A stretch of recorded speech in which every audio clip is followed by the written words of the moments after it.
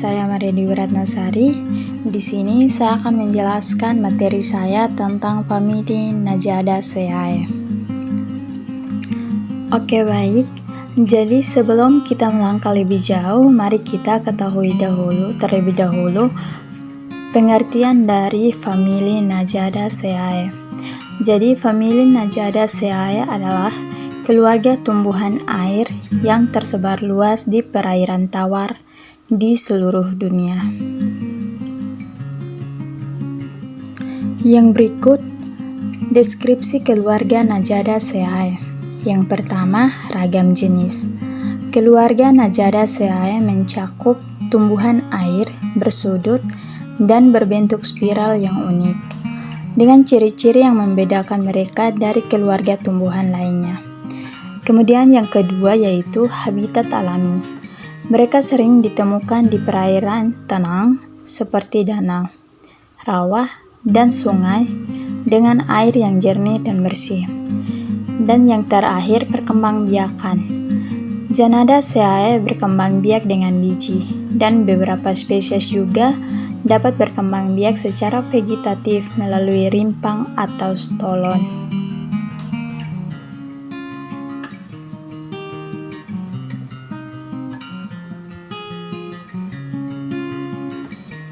Yang berikut adalah klasifikasi Najadaceae.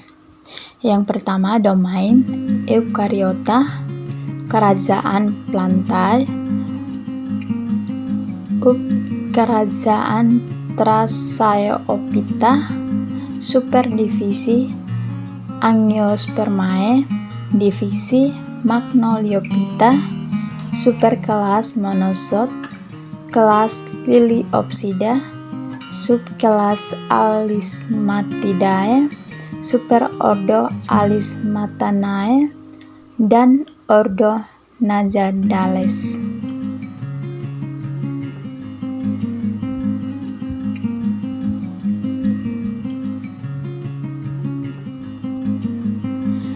Karakteristik Najadaceae. Yang pertama, tumbuhan air. Najadaceae hidup di air tawar, dari danau hingga sungai yang mengalir. Kemudian yang kedua, daun berkeping. Daun Najadaceae memiliki ceruk-ceruk, mungkin untuk mendapatkan lebih banyak cahaya matahari. Kemudian yang ketiga, bunga kecil. Najadaceae menghasilkan bunga-bunga kecil yang membentuk tangkai yang panjang dan meruncing.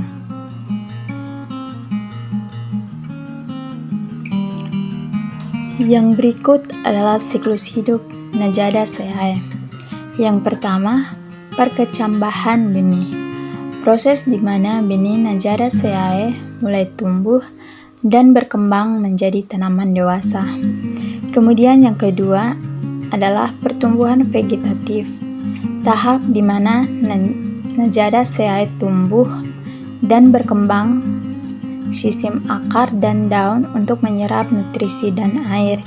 Kemudian yang ketiga, pertumbuhan reproduktif. Tahap di mana tanaman Najadaceae menghasilkan struktur reproduksi dan mulai mempersiapkan diri untuk pembentukan biji. Selanjutnya, perkecambahan benih. Yang pertama, proses perkecambahan. Benih Najadaceae mulai menghasilkan akar dan tunas untuk tumbuh menjadi tanaman dewasa. Kemudian fase awal pertumbuhan. Setelah perkecambahan, benih Najadaceae akan tumbuh menjadi tunas dan kemudian menjalar di air. Yang ketiga, tumbuhan air mengapung. Najadaceae menjadi tumbuhan air mengapung ketika berada di fase perkecambahan. Pertumbuhan vegetatif. Perkembangan akar. Najadaceae mengembangkan sistem akar yang kuat untuk menyerap nutrisi dari air dan sekitarannya. Multiplikasi daun. Tanaman Najadaceae akan menjadi subur dan menghasilkan daun baru untuk fotosintesis dan pertumbuhan. Yang ketiga, pertumbuhan rizoma. Rizoma Najadaceae akan tumbuh dan menjalar di air, membentuk sistem perakaran yang luas.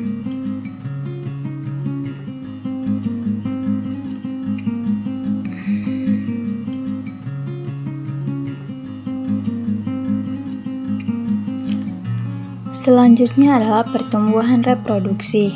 Yang pertama, pembentukan bunga.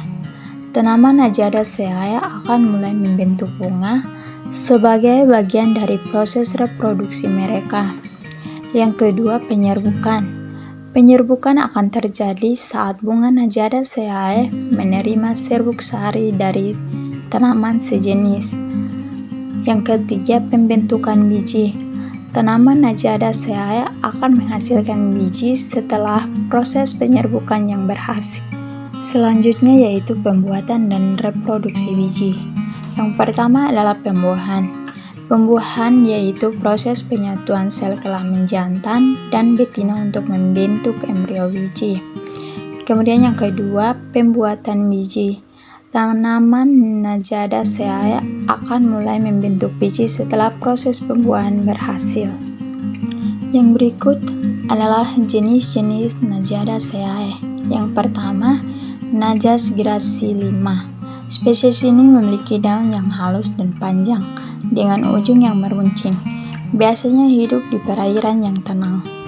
Yang kedua, Najas guadalupensis. Najadaceae ini memiliki daun yang kecil dan berlekuk, dan sering ditemukan di perairan yang tenang. Yang ketiga yaitu Najas indica. Spesies yang tumbuh subur di daerah tropis dan subtropis ini memiliki batang yang tebal dan daun yang lebar.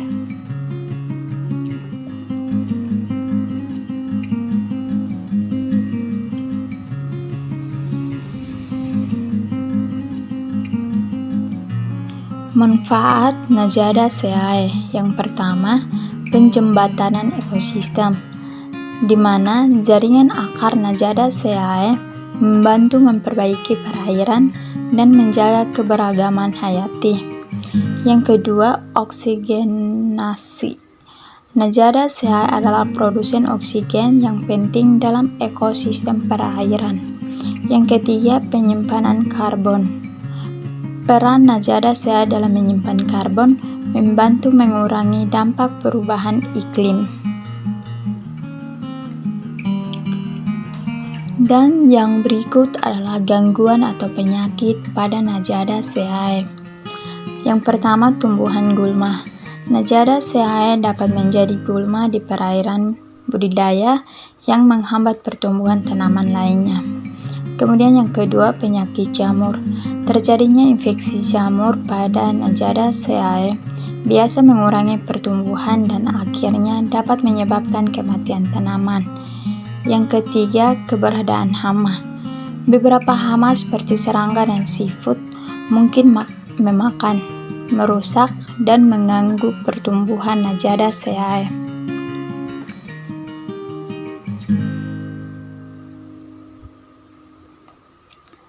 Sekian paparan materi dari saya. Terima kasih.